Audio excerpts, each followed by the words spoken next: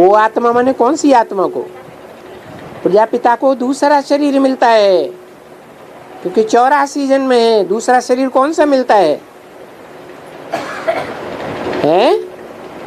अरे प्रजापिता विकारी शरीर, और उसको दूसरा शरीर कौन सा मिलता है? अरे ब्रह्मा सो विष्णु। तो जो दूसरा शरीर मिला वो निर्विकारी मिला या विकारी मिलता है? निर्विकारी शरीर मिलता है, क्योंकि कर्म भोग है। अच्छा कर्म किया है तो अच्छे भोग मिलते हैं, खराब कर्म किया है तो कैसा संग मिलता है? खराब संग मिलता है। तो ये सर्प सर्पिणियों का जो संग है वो अच्छे कर्म भोग की निशानी है या खराब कर्म भोग की निशानी है? खराब कर्म किए हैं। तो कहते हैं, क्या कहते हैं? शंकर से क्या पैदा हुए? बिच्छू टिंडन पैदा हुए। तो बिच्छू टिंडन पैदा होंगे ऐसे बच्चे, तो पैदाइश जिसने की है उन बच्चों का संग करेगा या नहीं करेगा?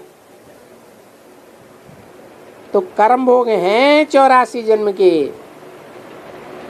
वो पहला जन्म ऊंचते ऊंच, और वो आखिरी जन्म नीचते नीच।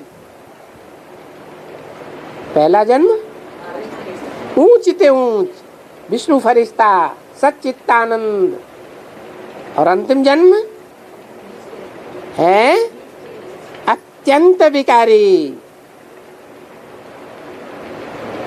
तमो प्रधान। तो आत्मा को जब शरीर मिलता है, एक शरीर मिला, एक जन्म हुआ, दूसरा मिला, दूसरा जन्म, तीसरा मिला, तीसरा जन्म।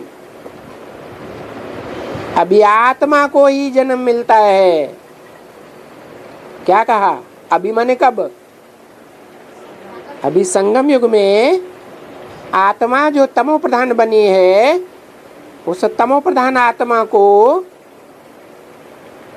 कोई तो ऐसी आत्मा होगी जो संगम युग में ही तमो प्रधान शरीर से बदल करके कैसा शरीर मिलता है? सतो प्रधान शरीर मिलता है संगम युग में ही।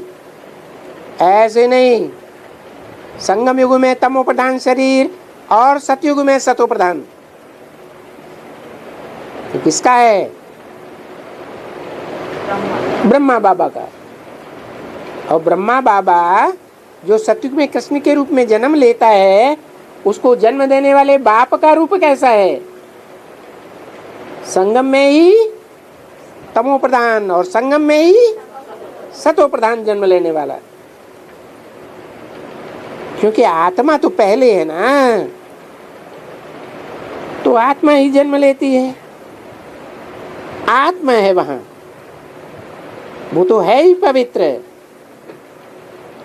उसको ही कहा जाता है आत्मा जब वहां रहती है तो गोल्डन एज में है। सतो प्रधान है,